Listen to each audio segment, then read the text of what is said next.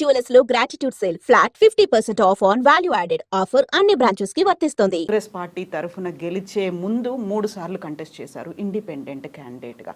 So అక్కడ independent candidate అయ్యి ఎంత పోరాటం చేసినప్పటికీ ఓట్లు సాధించుకోగలిగినప్పటికీ మీరు గెలవలేదు. కాంగ్రెస్ పార్టీకి వచ్చిన తర్వాత మాత్రమే ఒక ఎమ్మెల్సీ అభ్యర్థిగా మీరు నిలబడ్డ తర్వాత మాత్రమే గెలవగలిగారు. సో ఈ లాజిక్ని ఎట్లా చూడాలి దీన్ని? నల్గొండ ఖమ్మం పట్టభద్రుల ఎమ్మెల్సీ ఎన్నికల్లో తీన్మార్ మల్లన్నను గెలిపియలే కాంగ్రెస్ పార్టీ బీఫామ్, మల్లన్ననే కాంగ్రెస్ పార్టీని గెలిపించింది. అక్కడ నేను ఇండిపెండెంట్గా పోటీ చేస్తే ఇంతకంటే రెట్టింపు ఓట్లు వచ్చేటి నాకు. మరి ఎందుకు కాంగ్రెస్ పార్టీ అప్పుడు ఈ కాస్ట్ సెన్సస్ చేస్తా అని రాహుల్ గాంధీ గారు ఏదైతే మాట చెప్పారో, కాస్ట్ సెన్సస్ చేసి 42% రిజర్వేషన్ ఈ వర్గాలకు ఇస్తా అనేటువంటి రాహుల్ గాంధీ గారి ఆలోచన గెలవాలనుకున్నా కాబట్టి ఆ పార్టీ కోసం వర్క్ చేసిన. రాహుల్ గాంధీని అప్రోచ్ అయ్యారా, కలిసారా? కులగణనకు సంబంధించి జరిగిన అవకతవకలు, తప్పుడు లెక్కలు ఇచ్చాము. ఏమన్నారు? అందుకే కదా మళ్ళీ సర్వేకి ఆదేశించింది. పర్సనల్గా మీకు వచ్చినటువంటి అష్యూరెన్స్ కావచ్చు, ఏం మాట్లాడారు అనేది. మీరు చెప్తున్నట్టుగా కాంగ్రెస్కి సంబంధించి బైలాస్ ఉన్నాయి. రాహుల్ గాంధీ ఏదైతే మాట చెప్పారో దాన్ని ఇక్కడ రేవంత్ సర్కార్ పట్టించుకోవట్లేదు. స్వయంగా సీఎం రేవంత్ రెడ్డే మాట తప్పారు అని మీరు అంటున్నప్పుడు తీసుకోవాల్సినటువంటి చర్యలు అనేవి ఉంటాయి. అది సరిపోతుందా రీసర్వే అనేది? మళ్ళీ మీకు నమ్మకం ఉందా? అంటే విషయం ఏంటంటే ఇది సరిపోదు అనే విషయాన్ని కూడా మళ్ళీ పంపించాం. మళ్ళీ దీన్ని దేనికోసం వాడుతున్నాను అనేటువంటి విషయాన్ని కూడా పంపించడం జరిగింది. అందుకోసమే ఈ ప్రభుత్వాన్ని నమ్మకుండా ఏకంగా రాహుల్ గాంధీ గారి ఒక సపరేట్ కమిటీ నియమించింది దీని మీద, దీన్ని అబ్జర్వ్ చేయడానికి. వాళ్ళ పని వాళ్ళు చేస్తూ ఉన్నారు. ఇక్కడ ఒక విషయం ఏంటంటే రాహుల్ గాంధీ గారు దేశవ్యాప్తంగా కులగణన అంటూ ఉన్నాడు, పార్లమెంట్లో బీసీల ఇస్సా గురించి మాట్లాడుతూ ఉన్నాడు, వాళ్ళ వాటా రావాలంటూ ఉన్నాడు. ఆయన మాట్లాడిన ప్రతిసారి ఈ తెలంగాణలో కాంగ్రెస్ పార్టీ ప్రభుత్వం ఏర్పడి December 7, 2023 ఆ రోజు నుంచి December 20 ఇప్పుడు ఫిబ్రవరి వరకు రాహుల్ గాంధీ గారు అక్కడ బీసీల గురించి మాట్లాడితే ఇక్కడ లోకల్ పేపర్లో వార్త రాదు. దాని మీద రీసెర్చ్ చేసినాం మేము. రీసెర్చ్ చేసి 18 పేజీల రిపోర్ట్ తయారు చేసినాం.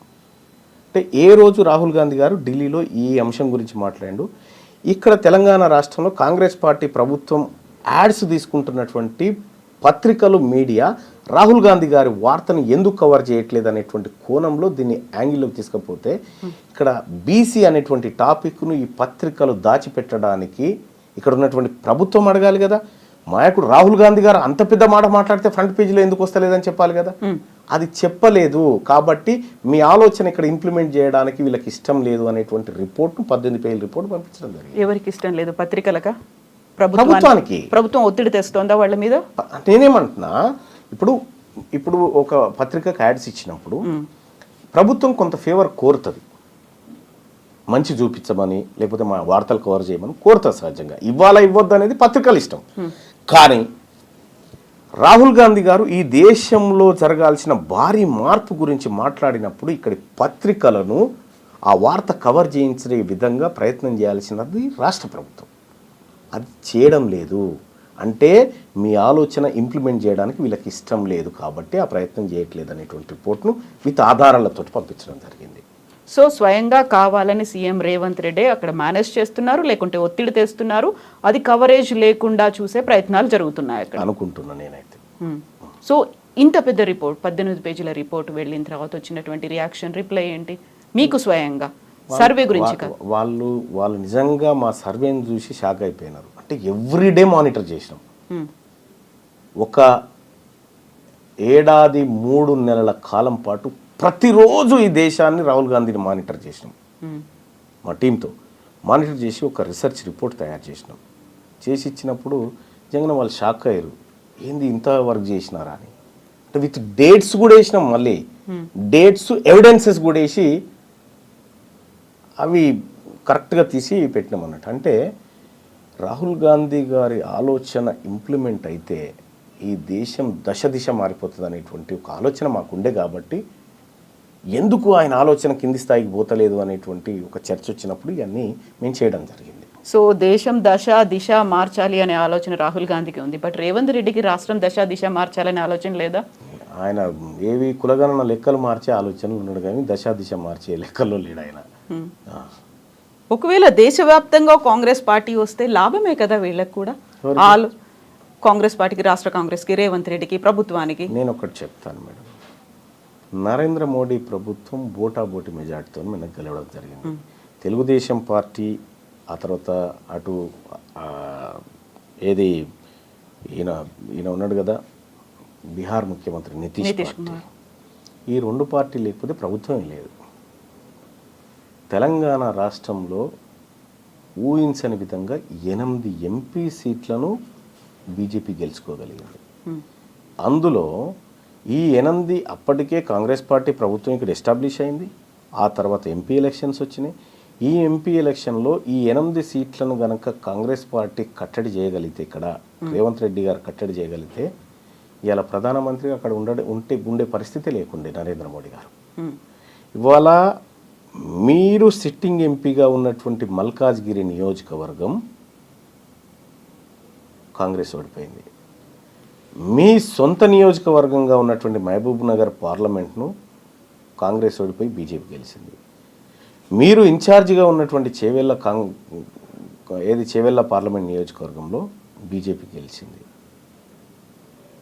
అంటే ఇట్లా మీరు ముఖ్యమంత్రిగా ఉండి మీ స్థానాలని గెలిపించలేక భారతీయ జనతా పార్టీకి 8 సీట్లు ఇవ్వడం వల్ల ఇలా ఆయన ప్రధానమంత్రిగా ఉన్నాడు. మీరు కరెక్ట్గా పనిచేస్తే రాహుల్ గాంధీ గారే వచ్చేటోడు కదా. ఎజెండా ఉందా రేవంత్ రెడ్డికి పర్సనల్గా? ఉండొచ్చు, లేకుండా ఎట్లా ఉంటారు? ఇదే ఇవాళ ఇంకా అదే కాదు, కరీంనగర్ గ్రాడ్యుయేట్ ఎమ్మెల్సీ ఎన్నికలు జరుగుతూ ఉంటే రేవంత్ రెడ్డి గారు ఎవరైనా పోతే మన అభ్యర్థి అనుకుంటే, మా అభ్యర్థి మంచోడయా, చాలా ప్రజలకు సేవ చేస్తాడు, ఇతని వల్ల మంచి జరుగుతుంది, పట్టభద్రులకు మంచి జరుగుతుంది, మీ కష్ట సుఖాల్లో అండగా ఉంటాడు, నన్ను నమ్మండి, ఇతను కోటేయండి అని చెప్పాలి. కానీ నువ్వు కరీంనగర్లో మీటింగ్ పెట్టి ఈయన గెలిచినా ఓడిపోయినా పెద్ద సంబంధం లేదని చెప్పి అక్కడ భారతీయ జనతా పార్టీ అభ్యర్థి గెలుపుకు పరోక్షంగా సహకారం చేసినట్టే కదా. సీఎం కదా, ఇంటెలిజెన్స్ రిపోర్ట్స్ అవి ఉంటాయేమో, అక్కడ బీజేపీ క్యాండిడేట్ కి మెజారిటీ వస్తుంది. అటువంటప్పుడు పోవడం దేనికి, పోయి మాట చెప్పడం దేనికి? ఇప్పుడు మీ అభ్యర్థి, మీరు పెట్టుకున్న అభ్యర్థి కన్నీళ్లు పెట్టుకొని నన్ను వీళ్ళందరూ కలిసి మోసం చేసినారని చెప్పే పరిస్థితి ఎందుకు వచ్చింది? ఎక్కడైనా కూడా ఈయన గెలిచినా గెలవకపోయినా పెద్ద ప్రాబ్లం లేదని చెప్పడం అంటే ఏందన్నట్టు దాని అర్థం. నువ్వు అమ్మ పెట్టది అడుక్కొని ఏదన్నట్టు ఆయన సంపాదించుకున్నటువంటి సానుభూతి అంతా కుప్పగూల్చొస్తుంది మీదకి వెళ్ళి. సిట్టింగ్ స్థానాన్ని కోల్పోవాల్సిన పరిస్థితి వచ్చింది కదా. ఇన్ని జరుగుతున్నాయి, మీరు ఒక రిపోర్ట్ ఇచ్చారు, క్యాంపెయినింగ్లో కూడా ఆయన మాట్లాడుతున్నారు, ఇవన్నీ అధిష్టానానికి తెలీదా? అందుకే అధిష్టానం తన పనిలోకి దిగింది. అందుకే మీనాక్షి నటరాజన అందుకే వాళ్ళ పనిలోకి దిగినారు. అందుకే రేవంత్ రెడ్డి గారికి కొద్దిగా ప్రాధాన్యత తగ్గించినట్టు కనిపిస్తూ ఉంది. మీనాక్షి నటరాజన్ గారు వచ్చిన తర్వాత ఈ ముఖ్యమంత్రి డామ్ డూమ్ అనేటువంటి డైలాగులు బంద్ అయిపోయినాయి. మీరు చూడండి, అబ్జర్వ్ చేయండి. అంతకుముందుకు డామ్ డూమ్ డైలాగులు ఉండే, ఇప్పుడు ఆ డైలాగులు పోయినాయి. చెక్ పెట్టే పనిలో ఉన్నారా? ఉండొచ్చు. అయితే ఇక్కడ ఒక ఇంట్రెస్టింగ్ థింగ్ ఏంటంటే, దీపాదాస్ మున్షి గారు ఉన్నప్పుడు మీకు షోకాస్ నోటీస్ వచ్చింది, మీరు దానికి రిప్లై ఇవ్వలేదు. మీనాక్షి నటరాజన్ వచ్చిన తర్వాత మాత్రమే మీకు సస్పెన్షన్ అనేది జరిగింది. అంటే దీంట్లో మీనాక్షి నటరాజన్ గారి పాత్ర ఉందని నేను అనుకోను. ఎందుకంటే మీనాక్షి నటరాజన్ గారి గురించి నాకు తెలుసు. ఆమె నాకు పరిచయస్తురాలు, ఆమె నేను కలిసి క్యాంపెయినింగ్ చేసినటువంటి వాళ్ళం. ఆమె సిన్సియర్ కాంగ్రెస్ పార్టీ కార్యకర్త.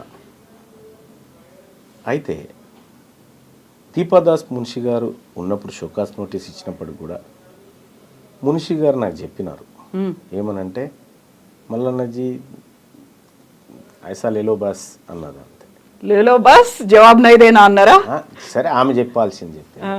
ఆ తర్వాత మీనాక్షి నటరాజన్ గారు ఆమె వచ్చిన తర్వాత నేను కూడా మాట్లాడడం జరిగింది అన్నారు. రేవంత్ రెడ్డి గారు కరీంనగర్ బహిరంగ సభకు హెలికాప్టర్లో పోతున్న సందర్భంలో కారు ఎక్కుతూ మహేష్ కుమార్ గౌడ్ గారిని, అన్న మీరు 2-3 రోజులలో సస్పెండ్ చేయాల్సిందే, నువ్వు ఏం చేస్తావో నాకు తెలియదు అనేటువంటి ఒత్తిడి తేవడం జరిగింది. నాతో మాట్లాడాల్సిన వాళ్ళు మాట్లాడి, ఆయన పాపం మహేష్ కుమార్ గౌడ్ గారు కూడా మల్లన్న వెనుక బీసీలు ఉన్నారు, బీసీల్లో చెడ్డ పేరు వస్తుంది, ఇప్పటికే బీసీల్లో బదనామైనం అనేటువంటి ఎంత ప్రయత్నం చేసినా ఈయన వినలే. ఆయన కూడా బీసీ బిడ్డే కదా. ఈయన రేవంత్ రెడ్డి గారు వినలే. మహేష్ కుమార్ గౌడ్ బీసీ బిడ్డే కదా, కావాలని ఆయన ఆ పని చేశారా? ఆయన నేను చెప్తున్నాగా, మహేష్ కుమార్ గౌడ్ గారిది ఇంత కూడా మిస్టేక్ ఉన్నది దాంట్లో. ఆయనది ఉండదు. ఈయన కావాలని ఒత్తిడి చేసి చిన్నారెడ్డి గారితో చేయించిండు. మీనాక్షి గారికి తెలియదా మరి? తెలుసు, అందరికీ తెలుసు. అందరికీ నిజంగా మీరు పోరాడుతోంది కాంగ్రెస్ బైలాస్ లో ఏముందో దానికోసం, రాహుల్ గాంధీ ఏం చెప్పారో దానికోసం. ఇక్కడ రాష్ట్ర ప్రభుత్వం లేకుంటే రాష్ట్ర పార్టీ ఒక నిర్ణయం తీసుకుంది, అది వ్యతిరేకంగా ఉంది అని తనకు తెలిసినప్పుడు తను ఎందుకు అబ్జెక్ట్ చేయలేదు, ఎందుకు ఆపలేదు మీనాక్షి గారు? అంటే ఏదంటున్నారు? సస్పెన్షన్ కి సంబంధించి. సస్పెన్షన్ అనేది చాలా చిన్న విషయం, మీరు అర్థం చేసుకోండి. తీన్మార్ మల్లన్న సస్పెన్షన్ ప్రమోషన్ కాదు ఇక్కడ పంచాయతీ. ఇక్కడ పంచాయతీ సర్వేకు సంబంధించిన లెక్కల పంచాయతీది. నన్ను సస్పెండ్ చేసినా గంతే, చేయకపోయినా గంతే. కాకపోతే దీనికి అంతా లింక్ ఇంటర్నల్ గా ఉంది సర్వేనే కాబట్టి. సర్వే పంచాయతీది. ఈ వర్గాల నుంచి మేము ఏదో లెక్క చేసి చెప్తామయా, నువ్వు విని ఆడు ఉండాలి, నువ్వు ఎట్లా మాట్లాడుతావు ఇదంతా అనేటువంటి అజంప్షన్ చేస్తే పడి ఉండలేము కదా, పక్కాగా మాట్లాడతాం కదా. అదే మాట్లాడినాము. అది నీకు నచ్చకపోతే నేనేం చేస్తా?